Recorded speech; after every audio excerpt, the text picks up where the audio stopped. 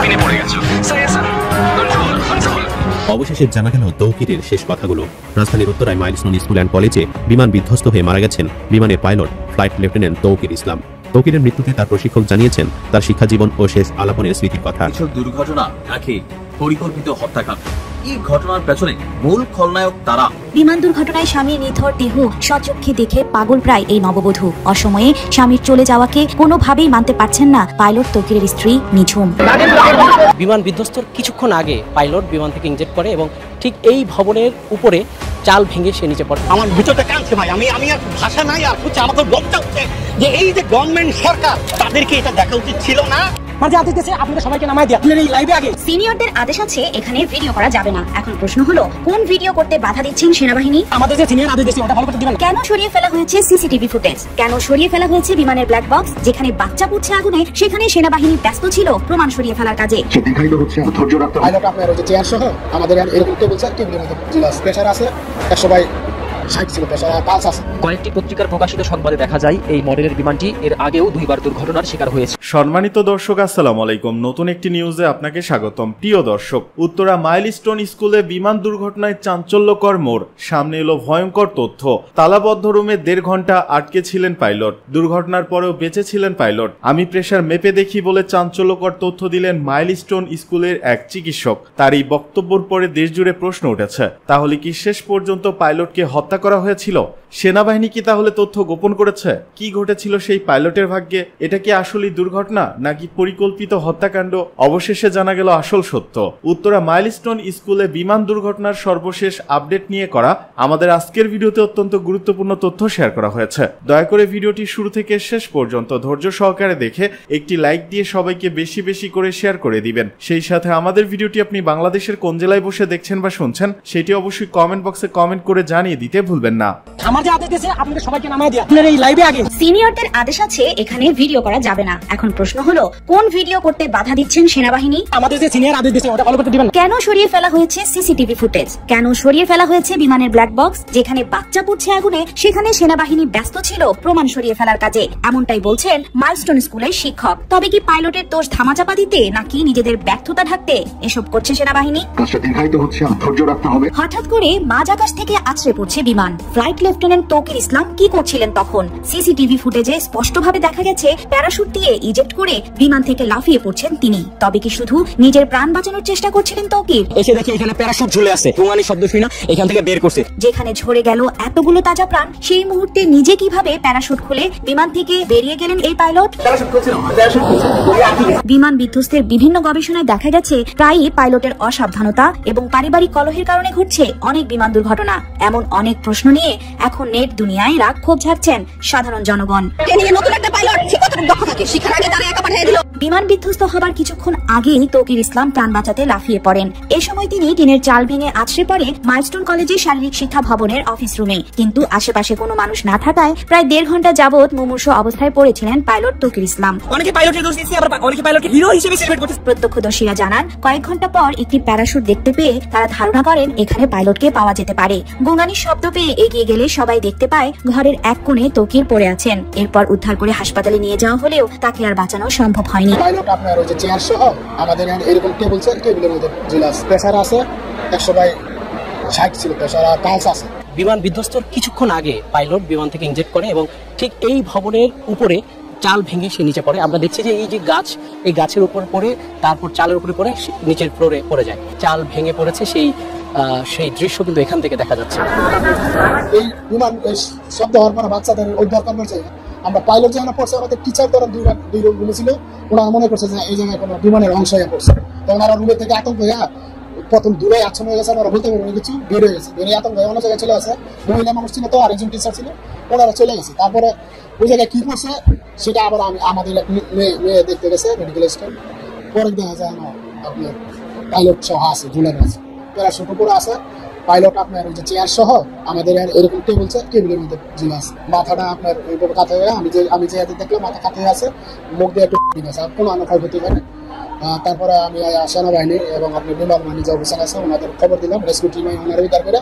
তারপরে আমার এমন আছে, আমি প্রেশার পালস দেখছি, প্রেশার আছে 160 ছিল, প্রেশার পালস আছে। পরে আমি এটা বলার পরে সাথে সাথে ওনারা বিমান বাহিনীর লোকজন আপনার নিয়ে গেছে। হেলিকপ্টার করে নিয়ে গেছে। সময়টা লাগছিল আসলে আমরা বুঝতে পারি না যে এটা আপনার আমার বিমান পাইলট আছে। আমাদের মনে করছে যে টিচাররা আমাদের পড়ানো আতঙ্ক হয়ে ওনার বাড়ি চলে গেছে। আর আমরা এখন ব্যস্ত ছিলাম মেডিকেল ট্রিটমেন্ট বাচ্চাদের উদ্ধার নিয়ে, বাচ্চার উদ্ধার নিয়ে ওই জায়গায় আগুন ধরছে, এগুলো নিয়ন্ত্রণ করবো নিয়ে, কিন্তু আমরা আসলে ওটা অনেক খেয়াল করিনি। বিমানটা নামছে, একটা ব্রাস্ট হয়েছে, ঠাস করে একটা ব্রাস্ট হয়েছে মতন শব্দ হয়েছে, শব্দ হওয়ার পরে আমরা মনে করছি ট্রান্সফার ব্রাস্ট হয়েছে। তো আমরা তাড়াতাড়ি দৌড়ে বেরোয়েছি যে না পুরো বিল্ডিং এর আগুন ধরে গেছে। আমাদের ওইটা বাচ্চাদের যে বেরোনো গেটটা দোতলা বিল্ডিং, ওই গেটের ভিতরে মানে গেটের ভিতর থেকে বিমান বের গেছে। সাথে সাথে আমাদের 2 তলা বিল্ডিং করছে। বাচ্চারা কান্নাকাটি চিৎকার বিক্ষা, কিছু গার্ডিয়ান বাইরে ছিল, গার্ডিয়ান মনে হয় সাথে সাথে বিমান তারপরে আমরা বাচ্চাগুলো বেরিয়েছে, পুরা কাপড় গেছে, শরীর সব গেছে পুরো, এগুলো ওই রুমের ভিতর থেকে বেরিয়েছে। আর ভিতরে যারা আছে কান্নাকাটি করতেছে। আমাদের 3টা এই পাশে উত্তর পাশে যে 4টা ক্লাসরুম, উত্তর ক্লাসরুম 4টা ধরেন আপনি কেউ বেরোতে পারেন, ধরেন আপনার পুরোই আছে। দক্ষিণ পাশে যে সাইডটা আছে এদের ওই সাইড থেকে আমাদের ওই সেনাবাহিনী উদ্ধার করছে।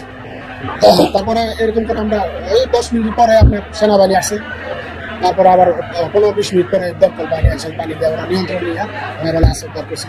আহত অবস্থায় আমাদের মেডিকেলে ধরেন যারা আগুনে লেগেছিল পেশেন্ট ছিল তাদের আমরা এলাইনা পানি দিছি, তারপরে বরফ দিছি, বাচ্চাদের উদ্ধার করে। তারপর যাদের কিছু কাটা আছে, শরীরে আঘাত পাইছে কোনো কারণে অথবা কোনো আঘাতের কারণে মাথা কাটা, এগুলো বেডেজ করে আমরা দ্রুত বাংলাদেশ মেডিকেল উত্তর আধুনিক মিউনিসিপ্যালিটি কাটার যে কাছাকাছি হসপিটালে পড়াইছে, ওই জায়গা থেকে ধরেন আপনি ঢাকা মেডিকেল বাহিনী ট্রান্সফার করছে। সবাই যেগুলো গুরুতর না, আর প্রাথমিক চিকিৎসা যেগুলো এগুলো এই জায়গায় দিচ্ছে। তারা যেন তাদের জীবনের যাবতীয় গুনাহ আল্লাহ ক্ষমা করে দেন, ছোট ছোট নিষ্পাপ বাচ্চা তাদেরকে জান্নাতুল ফেরদাউস দান করেন। কিন্তু সারা বাংলাদেশের মানুষের মধ্যে এখন একটা জিনিস, সেটা হচ্ছে জাস্টিস। এটা কি নিছক দুর্ঘটনা নাকি পরিকল্পিত হত্যাকাণ্ড? আসলে ঘটনার প্রেক্ষাপটে যেতে হলে আমি গতকালকে আমার লাস্ট ভিডিওতে বলেছিলাম যে এই ঘটনার পেছনে মূল খলনায়ক তারা। এই অকেজো লক্কর ঝক্কর লোহার বিমানগুলো, যেগুলো সারা পৃথিবীর উন্নত বিশ্বে, পাশের দেশ ভারতেও, ইভেন মিয়ানমারেও বিলুপ্ত প্রায় একটা যুদ্ধ বিমান, সেইটা কেন বাংলাদেশ ক্রয় করছে? আর এই ক্রয়ের পিছনে দুর্নীতির কি কোনো গল্প আছে? এই মুহূর্তে এই ঘটনায় নাম উঠে এসেছে আওয়ামী লীগ সরকারের খুবই প্রতাপশালী একজন ব্যক্তিত্ব, যিনি শেখ হাসিনার সরকারের প্রতিরক্ষা বিষয়ক উপদেষ্টা হিসেবে দায়িত্ব পালন করেছিল, মেজর জেনারেল অবসরপ্রাপ্ত তারিক আহমেদ সিদ্দিকের নাম। দর্শক, বিমান বাহিনীতে বহু বছরের পুরনো বিমান ব্যবহার করায় জনগণের মধ্যে যখন ক্ষোভ উগরে উঠেছে, তখন ইনভেস্টিগেশন বলছে যে এই F7 যুদ্ধ বিমানগুলো আপনার বেসিক্যালি কে ক্রয় করেছে, কিভাবে ক্রয় করেছে, আসুন দেখি। শেখ হাসিনার সরকারের খুবই ঘনিষ্ঠ আত্মীয় ছিলেন এই জনাব তারেক সিদ্দিক। ক্ষমতায় থাকাকালীন তার বিরুদ্ধে মুখ খোলার মতন কারো সাহস না থাকলেও এখন এই বিমান দুর্ঘটনার পর নানান তথ্য বের হয়ে এসেছে। তারিক আহমেদ সিদ্দিকী প্রতিরক্ষা খাতের যে সকল ক্রয়গুলো ছিল, বিশেষ করে বিমান বাহিনীর সরঞ্জাম ক্রয়ে ব্যাপক প্রভাব বিস্তার করত এবং কমিশন বাণিজ্য থেকে কয়েক হাজার কোটি টাকাও হাতিয়ে নেওয়ার অভিযোগ রয়েছে তার বিরুদ্ধে। এই মাস্টারমাইন্ডের বিরুদ্ধে 1996 সালের পর MiG-29 এবং ফ্রিগেট বিএনএস বঙ্গবন্ধু ক্রয় সংক্রান্ত দুর্নীতির বিষয়ে দুদকে তৎকালীন প্রেক্ষাপটে মামলা হয়েছিল। শেখ হাসিনার সাথে তারিক সিদ্দিকীও আসামি ছিলেন সেখানে। তবে 2009 সালে ক্ষমতায় আসার পর এই মামলাগুলো নিষ্পত্তি করে দেওয়া হয় বলে অভিযোগ আছে। তার বিরুদ্ধে বিমানবন্দরের উন্নয়ন প্রকল্প এছাড়াও বিভিন্ন খাতে বেশ কিছু মামলা রয়েছে। আর এই যে বিমানগুলো ক্রয় করা হয়েছে, এটার পিছনে এই মুহূর্তে যতটুকু আমরা দেখছি তথ্যপাত্র, যে 20 থেকে 30 বছর আগে রিসাইক্লিং করার জন্য যে F7 যুদ্ধ বিমানগুলো কারখানায় পাঠিয়ে দেওয়া হয়েছে, সেগুলো আমাদের সরকার ক্রয় করেছে। তবে ক্রয়ের এই তালিকা এক ধাপে হয়নি, বেশ কয়েক ধাপে কিন্তু বেশ কয়েকটি সরকারের আমলে এগুলা কানেক্টেড হয়েছে। এখন বাংলাদেশের প্রেক্ষাপটে যে সরকার ক্ষমতায় না থাকে, তার বিরুদ্ধে, তাদের মন্ত্রীদের বিরুদ্ধে অথবা সেই সরকারের সাথে প্রভাবশালী সংশ্লিষ্ট ব্যক্তিদেরকে অভিযোগের আওতায় আনা খুবই সহজ। কিন্তু বিষয় হচ্ছে এগুলোর দায়ভার আদৌ কি শুধুমাত্র একজন ব্যক্তি বা একটা গোষ্ঠীর উপর কানেক্টেড, নাকি পুরো সিস্টেম কানেক্টেড? তারেক সিদ্দিকী কি নিজের পকেটে ক্যাশ টাকা নিয়ে বিদেশ থেকে গিয়ে প্লেনগুলো কিনছিল বা যুদ্ধ বিমানগুলো কিনছিল, বা বিভিন্ন যে সেক্টরে দুর্নীতির অভিযোগ আছে, নাকি পুরো সিস্টেম এর সাথে কানেক্টেড হয়েছে, সরকারগুলো কানেক্টেড হয়েছে? দেখেন, সরকার নিয়ে কথা বললে সরকার বিরোধী ট্যাগ দিতে সময় লাগে না। আমরা শুধু এতটুকু বলতে চাই যে এই F7 যুদ্ধ বিমান দিয়ে এ যাবৎকালীন প্রায় 8 জন পাইলট জীবন দিয়েছে। আর কত পাইলটের জীবন গেলে, আর কত এই কোমলমতি শিশুদের জীবন গেলে, কর্তৃপক্ষ যারা এগুলো দেখেন, শোনেন, বিচার বিভাগ বা বিচার যাচাই বাছাই করেন, তাদের ঘুম ভাঙবে। আমার মনে হয় আমাদের এই সেক্টরগুলোতে যে লক্কর চক্কর টাইপের বিমান অথবা আরো বিভিন্ন খাতে, হতে পারে যুদ্ধ জাহাজ, হতে পারে মিসাইল, আরো বিভিন্ন ইস্যুতে যে জিনিসগুলো আছে, এগুলোকে আরেকবার ক্রস চেকের সময় এসেছে। আল্লাহ প্রত্যেকটি পরিবারকে সুখ সইবার তৌফিক দান করুক। অবশেষে জানা গেল তৌকিরের শেষ কথাগুলো। রাজধানীর উত্তরায় মাইলস্টোন স্কুল অ্যান্ড কলেজে বিমান বিধ্বস্ত হয়ে মারা গেছেন বিমানের পাইলট ফ্লাইট লেফটেন্যান্ট তৌকির ইসলাম। তৌকিরের মৃত্যুতে তার প্রশিক্ষক জানিয়েছেন তার শিক্ষাজীবন ও শেষ আলাপনের স্মৃতির কথা। তৌকিরের রাজশাহীর বাড়িতে ছুটে যান তার প্রশিক্ষক মোস্তাক আহমেদ। এ সময় তৌকিরের স্বজনদের সঙ্গে কথা বলেন তিনি। কথার এক পর্যায়ে তিনি তৌকিরের শিক্ষা ও কর্মজীবনের বিভিন্ন দিক তুলে ধরেন। তিনি পাবনা ক্যাডেট কলেজে তার প্রশিক্ষক ছিলেন। প্রশিক্ষক মোস্তাক আহমেদ বলেন, তৌকির খুব মেধাবী ছিল, ভীষণ মিশুক ও শান্ত ছেলে ছিল।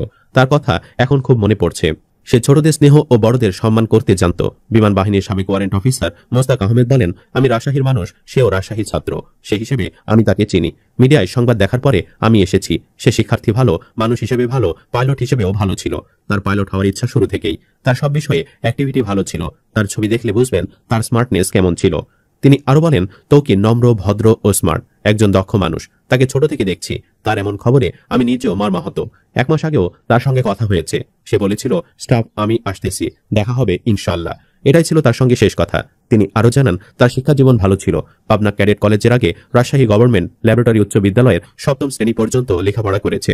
জানা যায়, দুর্ঘটনা মোকাবেলায় এবং বড় ধরনের ক্ষয়ক্ষতি এড়াতে তৌকির বিমানটিকে ঘনবসতি এলাকা থেকে জনবিরল এলাকায় নিয়ে যাবার সর্বাত্মক চেষ্টা করেছিলেন। কিন্তু দুর্ভাগ্যবশত বিমানটি ঢাকার দিয়াবাড়িতে মাইলস্টোন স্কুল এবং কলেজের দোতলা একটি ভবনে অনাকাঙ্ক্ষিত দুর্ঘটনায় বিধ্বস্ত হয়েছে। তিনি চাইলে বিমানের সমস্যা বোঝার সাথে সাথে প্যারাসুটে করে নেমে যেতে পারতেন, তবে তিনি তা করেননি হতাহতের সংখ্যা কমাতেই। তবে কপাল খারাপ, তাতে তিনি সফল হতে পারেননি, নিজেও বাঁচতে পারেননি।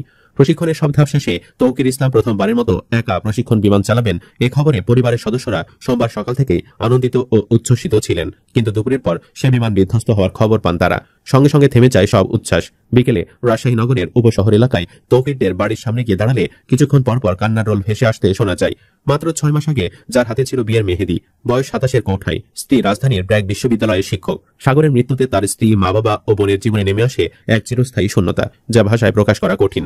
দর্শক, উত্তরার বিমান দুর্ঘটনা নিয়ে একের পর এক তথ্য সামনে আসছে। এখন শোনা যাচ্ছে এই ঘটনার সাথে সরাসরি জড়িত রয়েছে শেখ হাসিনার বিআই তারেক সিদ্দিকী। তারেক সিদ্দিকী কিভাবে জড়িত রয়েছে এই ভিডিওতে আপনারা দেখেছেন। দর্শক, অন্যদিকে পাইলট তিনি কিরকম লোক ছিলেন তার বিষয়ে যে তথ্য জানিয়েছেন তারই একজন সহকারী এই ভিডিওতে তা আপনারা দেখেছেন।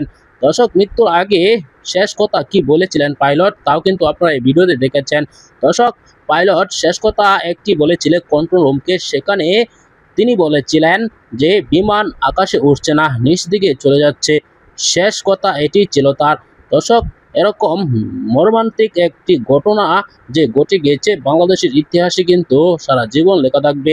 তিনি ইচ্ছা করলে কিন্তু তিনি বেঁচে যেতে পারেন। এদিকে বিমান দুর্ঘটনায় আহতদের চিকিৎসায় ঢাকায় আসছে চীনের বিশেষজ্ঞ দল। রাজধানীর উত্তরা এলাকায় মাইলস্টোন স্কুল অ্যান্ড কলেজে বিমান দুর্ঘটনায় দগ্ধ হয়ে চিকিৎসাধীনদের সেবায় চীনের জরুরি চিকিৎসা দল ঢাকায় আসছে। বৃহস্পতিবার সংবাদ বিজ্ঞপ্তিতে বিষয়টি নিশ্চিত করেছে ঢাকার চীনা দূতাবাস। এতে বলা হয়, বাংলাদেশে অন্তর্বর্তী সরকারের অনুরোধে বার্ন বিশেষজ্ঞ চিকিৎসক ও নার্স সহ 5 সদস্যের এই দল 24 জুলাই সন্ধ্যায় ঢাকায় পৌঁছাবে। তারা ঢাকায় পৌঁছানোর পর জাতীয় বার্ন ও প্লাস্টিক সার্জারি ইনস্টিটিউটে গিয়ে প্রয়োজনীয় সহায়তা ও মূল্যায়ন কার্যক্রম পরিচালনা করবেন। অন্য এক বিবৃতিতে জানানো হয়েছে, বাংলাদেশ ও চীনের চিকিৎসকরা ভিডিও কনসালটেশন করছেন। 24 জুলাই সকালে বাংলাদেশের অনুরোধে চীনের ইউনান প্রদেশের কুনমিং মেডিকেল ইউনিভার্সিটির সেকেন্ড অ্যাফিলিয়েটেড হাসপাতালে বিশেষজ্ঞরা বাংলাদেশের জাতীয় বার্ন ও প্লাস্টিক সার্জারি ইনস্টিটিউটের চিকিৎসকদের সঙ্গে জরুরি ভিডিও কনসালটেশন করেন। বার্ন ট্রিটমেন্ট, প্লাস্টিক সার্জারি, শিশু কিডনি ও শ্বাসতন্ত্র বিশেষজ্ঞরা এই আলোচনায় অংশ নেন। সাম্প্রতিক সামরিক বিমান দুর্ঘটনায় আহত মুমূর্ষু রোগীদের অবস্থা মূল্যায়ন এবং তাদের জন্য যথাযথ চিকিৎসা পরিকল্পনা নিয়ে যৌথভাবে আলোচনা করেন দুই দেশের চিকিৎসকরা।